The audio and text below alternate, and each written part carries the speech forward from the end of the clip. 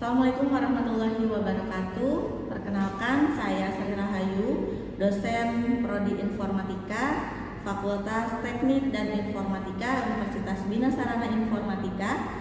Pada semester ini saya mengajar mata kuliah pemodelan sistem berbasis objek, dan izinkan pada hari ini saya akan menunjukkan bagaimana saya menyampaikan mata kuliah tersebut di salah satu kelas saya.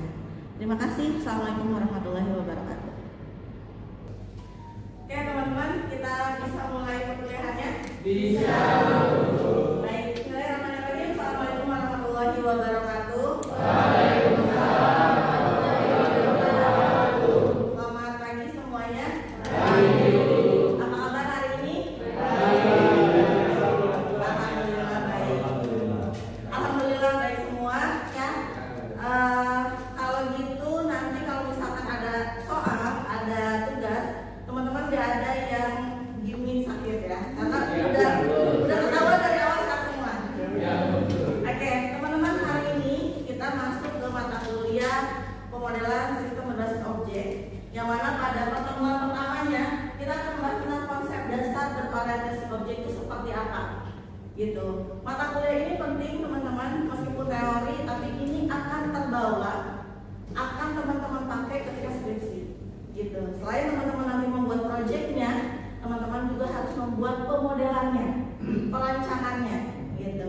Jadi sebelum melakukan implementasi, teman-teman harus melakukan pemodelan atau perencanaan, gitu ya. Karena ketika kita gagal merencanakan, sesungguhnya kita merencanakan kegagalan itu.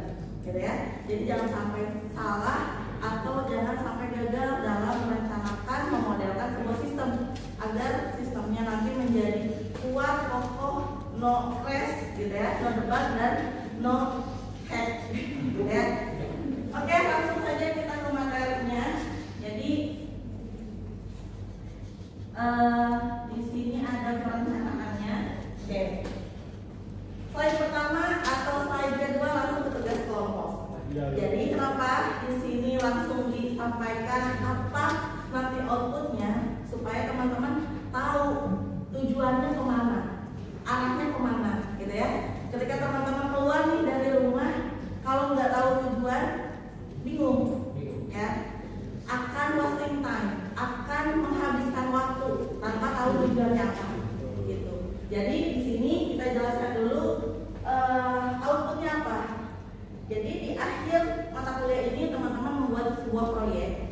Mata kuliah ini merupakan mata kuliah PBL, ya, problem based learning. Jadi nanti mata kuliah ini akan berkolaborasi dengan dua mata kuliah lainnya, yang salah satunya adalah web programming 3. Nah, di web programming 3 teman-teman bikin proyeknya, dan di mata kuliah ini teman-teman buat pemodelannya, gitu ya. Nah, kemudian intinya di dalam pembahasan proyek tugas akhir ini adalah teman-teman dari sekarang silakan buat kelompok masing-masing. Di sini ada 40 ya. Ada 40 mahasiswa, berarti silakan dibagi 8 kelompok.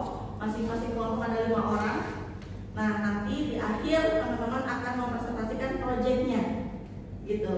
Proyek yang dipresentasikan di sini bukan sistem web P3-nya, tapi lebih ke pemodelannya. Gitu. Nanti juga saya akan cek apakah pemodelan itu sesuai dengan implementasi di web P3 atau tidak. Gitu ya. Oke, kemudian selain itu di sini sistem penilaiannya agak sedikit berbeda dengan yang lain. Di sini yang paling besar adalah penilaian proyek akhirnya. Gitu. Tapi meskipun begitu, teman-teman jangan lupa untuk selalu hadir dan mengerjakan tugas hariannya. Gitu. Jadi setelah pemaparan materi akan ada tugas setiap harinya sebagai evaluasi apakah materi yang disampaikan dapat dipahami oleh teman-teman atau tidak. Gitu ya. Dan jangan lupa teman-teman dan jangan ragu untuk bertanya. Gitu. Karena kalau misalkan teman-teman belum paham, itu yang lebih bukan saya tapi teman-teman sendiri, gitu ya. Oke. Kemudian di sini untuk penilaian proyek awal itu 25%. Kapan? Itu adalah ketika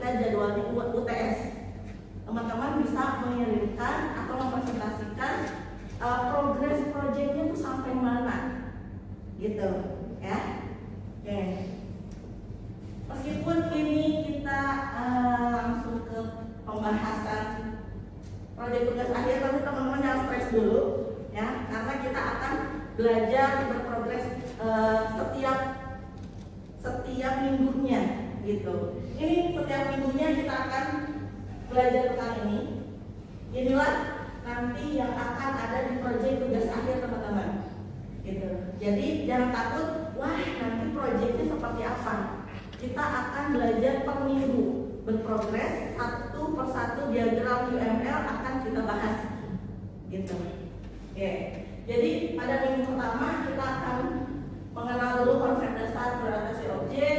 Kemudian minggu selanjutnya kita akan membahas satu persatu dari diagram UML gitu sebagai perancangan berbasis objek. Oke, di sini teman-teman pasti fokusnya ke merah-merah, ya nggak? Nah, yang merah-merah ini bukan lagi marah dan bukan salah, tapi di sini ditekankan bahwa di minggu ketiga itu akan ada pembahasan proyek akhir, di mana teman-teman melaporkan nanti perencanaan progres proyek tugas akhirnya itu apa, gitu. Minimal sudah punya konsep. Oke. Di pertemuan ke-8 di sini merupakan penilaian proyek awal. Di sini teman-teman mempresentasikan progres proyeknya itu sampai mana, gitu. Nah, progresnya itu sampai mana?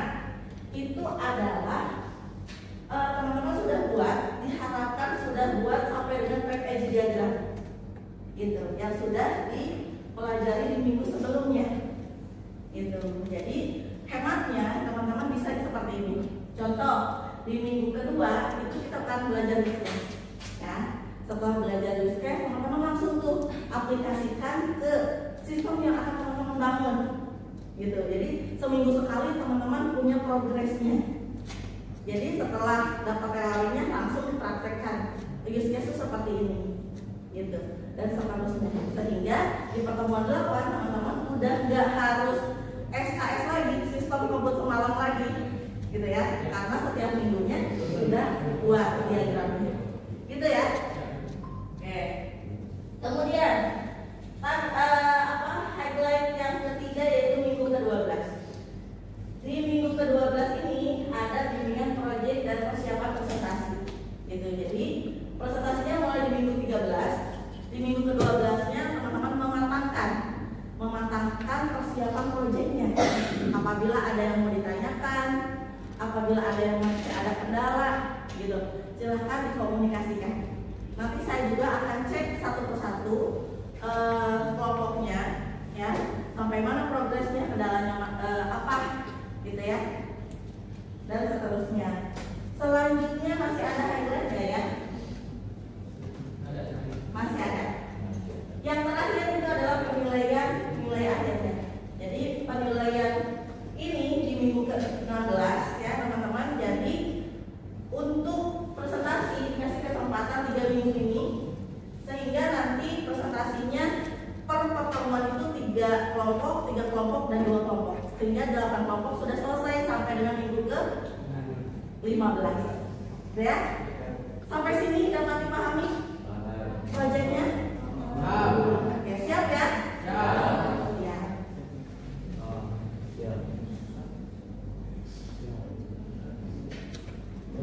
Oke, nah sekarang masuk ke materinya.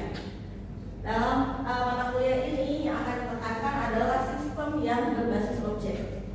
Sebelum itu kita harus tahu dulu pengertian dari pemodelan itu apa. Pemodelan atau modeling, ya. Di sini deskripsinya adalah proses merancang atau menggambarkan perangkat lunak sebelum dilakukan pembuatan kode program.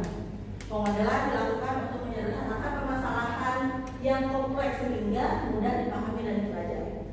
Oke, teman-teman, jadi di dalam SDLC ya, sistem deployment life cycle itu ada 4 tahapan yang harus dilakukan programmer dalam membangun sebuah sistem. Yang pertama adalah, ada yang tahu? Planning, betul, atau perencanaan. Di dalam perencanaan itu tim akan mencari permasalahan, mengumpulkan informasi atau data yang dibutuhkan dibutuhkan itu untuk memecahkan masalah. Kemudian yang kedua, analisis. Dianalisislah kebutuhan sistemnya apa, gitu. Kemudian setelah dianalisis kebutuhan berdasarkan permasalahan tadi yang kita ambil dari planning, maka dilakukan pemodelan. Nah, kita masuk di tahapan ini, pemodelan, ya. Bagaimana memodelkan sebuah kebutuhan sistem ke dalam diagram GPM, gitu.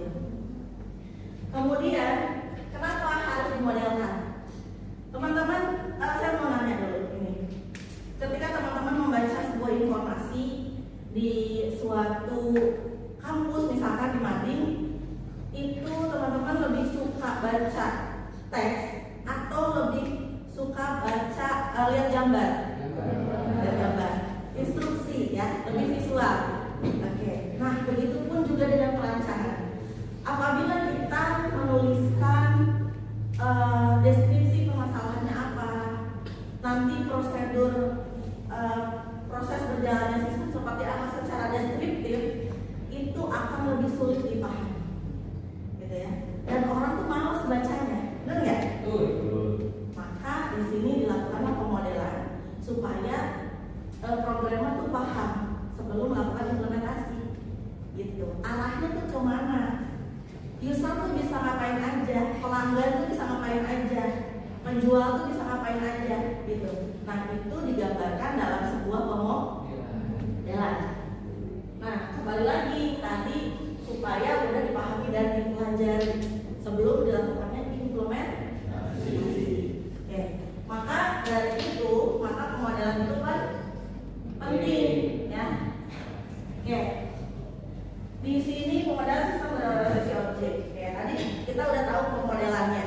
Pemodelan itu adalah perencanaan, ya. Kalau gagal merencanakan berarti kita merencanakan kegagalan, gitu. Jadi jangan gagal merencanakan. Kemudian apa yang dimodelkan? Sistem berorientasi objek. Nah, sistem sendiri itu apa? Sistem itu merupakan elemen yang saling terkait untuk mencapai suatu tujuan. Contoh dari sistem. Contoh dari sistem, kita setiap hari itu dekat sekali dengan sistem. Apa-apa pakai sistem. Mau berangkat ke kampus pakai sistem. Lagi kampus nih absen pakai sistem, ya. Kemudian upper pakai sistem lagi, gitu. Contohnya sistem itu apa? Ya, aktivitas sistem yang kita gunakan itu apa contohnya? Gojek. Ada lagi? MyBest, betul, untuk kuliah kita, ya. Ada lagi? GoFood, oke. Kayaknya udah lapar ya, Oke, teman-teman, kita sangat dekat dengan sistem. Dan baru hari ini dideskripsikan sistem itu apa, ya. Tapi sebenarnya saya yakin teman-teman udah paham. Sistem itu merupakan kumpulan dari elemen informasi yang saling terkait untuk memecahkan sebuah masalah untuk tujuan tertentu. Contoh tadi MyBest, ya. MyBest itu tujuannya untuk pembelajaran. Oke, jadi setiap sistem itu punya tujuan masing-masing, gitu. Dia merupakan kumpulan elemen. Maksudnya apa? Kumpulan dari entitas-entitas, ya, dan dia saling terintegrasi. Contoh di MyBest itu teman-teman bisa lihat jadwal kuliah, ya. Jadwal kuliah itu bukan hanya hari dan tempatnya aja, tapi ada mata kuliahnya apa, ada dosennya siapa, gitu ya. Nah, itu terintegrasi antara data dosen, data mata kuliah, data ruangan, itu terintegrasi di dalam sebuah sistem MyBest, gitu. Itulah kenapa disebut kumpulan elemen dan mempunyai tujuan tertentu, gitu. Oke. Kemudian teman-teman, kita langsung aja ke konsep dasarnya, ya. Bahwa di dalam berorientasi objek itu ada namanya kelas.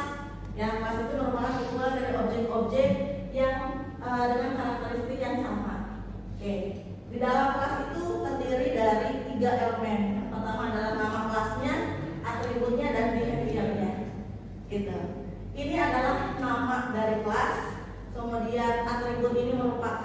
deskripsi dari kelas itu sendiri.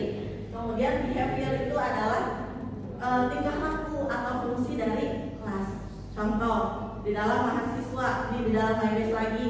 Di dalam MyBase itu ada sebuah data mahasiswa di mana dia dinamakan dengan kelas mahasiswa. Nah, apa yang mendeskripsikan mahasiswa di atribut kira-kira? NIM, nama, kelas, alamat, nomor telepon gitu ya. Makanan favorit ada? Oke, semua itu disimpan di dalam atribut untuk kelas. Kemudian behaviornya adalah, kalau mahasiswa berarti tingkah lakunya adalah bisa daftar, bisa belajar, ya, bisa ujian gitu. Kalau di dalam data berarti datanya bisa ditambahkan, diedit dan dihapus gitu. Nah, itu dasar dari konsep berbasis objek. Sampai di sini ada yang mau ditanyakan, teman-teman, silakan. Ya. Namanya siapa? Perkenalkan, nama saya Salam Jadi. Saya mau nanya tentang konsep dasar berbasis objek ini. Apakah konsep dasar berbasis objek ini sama dengan object oriented programming? Oke. Iya, betul, sama.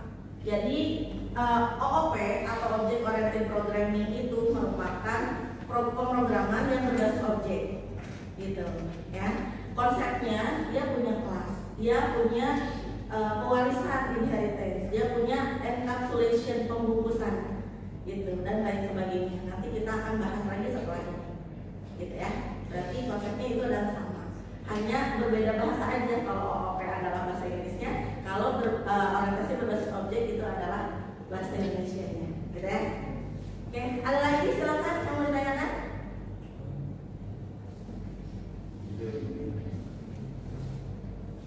Silakan.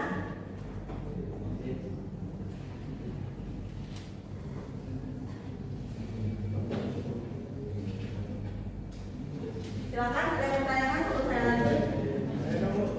Boleh? Ada nggak sih cara memudahkan kita membedakan antara atribut sama kelas? Atribut sama kelas. Oke. Atribut itu adalah deskripsi dari nama kelas, gitu ya. Kalau misalkan gini, di dalam satu sistem, contoh sistem rumah sakit, kira-kira apa aja elemen yang ada di dalam rumah sakit? Harus ada pasien, harus ada dokter, harus ada perawat, gitu ya. Nah, masing-masing ini adalah entitas, adalah kelas. Nah, maka dokter, perawat sama pasien itu adalah nama kelasnya. Sementara atributnya adalah segala sesuatu yang menerangkan masing-masing kelas itu, yang mendeskripsikan. Contoh dokter punya ID dokter punya spesialisnya apa, gitu, namanya siapa, alamatnya di mana, gitu ya. Itu merupakan atribut dari dokter. Kemudian begitu juga perawat dan pasien, mereka masing-masing punya atribut yang mendeskripsikan kelas itu sendiri, gitu ya. Sampai sini paham? Ada lagi yang mau ditanyakan, teman-teman? Oke, kalau nggak ada yang ditanyakan, coba saya tanya. Tadi di dalam kelas itu ada 3 elemen. Ada apa aja? Perempuan sebelah sana, coba. Yang belakangnya Rizky. Elemen dari kelas.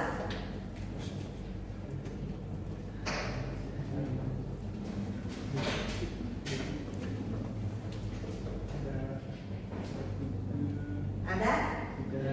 Ada berapa? 3. 1 nama kelas, 2 disebut, 3 behavior. Kalau perilaku daripada kelas itu disebut behavior. Kalau yang mendeskripsikan daripada kelas adalah atribut. Oke. Di sini merupakan penjelasannya, ya. Ada objek, ada atribut, ada behavior. Yang mana objek itu merupakan abstraksi dari sesuatu yang mewakili dunia nyata. Nah, objek itu merupakan elemennya tadi. Kan sistem itu merupakan sebuah dari elemen, ya. Nah, elemen-elemennya tadi merupakan kelas, gitu. Dan masing-masing kelas punya atribut dan punya gitu. Lanjut ke konsep lain selain dari punya kelas. Oke. Dia punya objek. Jadi di sini tadi kita mengenali bahwa dalam satu kelas itu ada atribut dan behavior. Nah, selain itu dia juga punya isi, namanya adalah objek. Kalau kita ilustrasikan, kelas itu merupakan cetakannya dan objek itu merupakan kue pancongnya, gitu ya. Oke, apa isinya? Yaitu isi dari masing-masing atribut. Contoh, kelas orang. Atributnya adalah nama, umur, gitu ya. Behaviornya berjalan, berlari, ya. Berjalan, berlari, jadian, putus, gitu ya. Nah, isinya, hasilnya, objeknya itu adalah Budi yang 10 tahun, Amel 28 tahun, itu merupakan isinya. Isi dari kelas, namanya objek. Kalau cangkangnya disebut kelas, isinya disebut. Kalau kita ilustrasikan di dalam kue pancong itu adalah objek dan cetakannya adalah kelas itu adalah cetakan, kue pancongnya adalah objek. Nah, seperti itu ilustrasi dari kelas dan objek. Jadi objek itu punya 3 elemen. 1, nama kelas. 2, atribut. Kemudian isi atau hasil dari kelas itu disebut objek. Gitu ya. Sampai sini ada yang mau ditanyakan tentang kelas?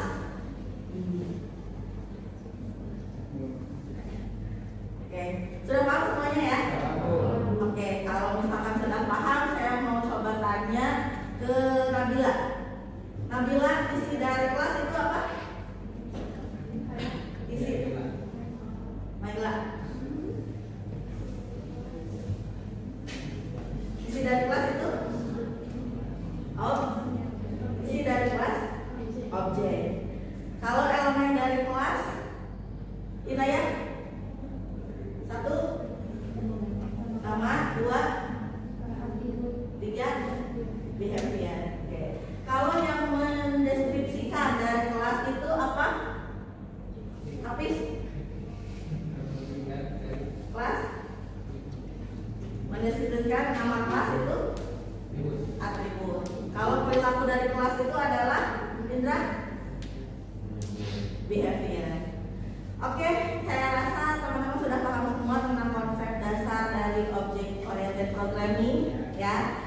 Salah satunya adalah kelas. Kita akan lanjutkan minggu depan, insya Allah pada hari Senin juga sama.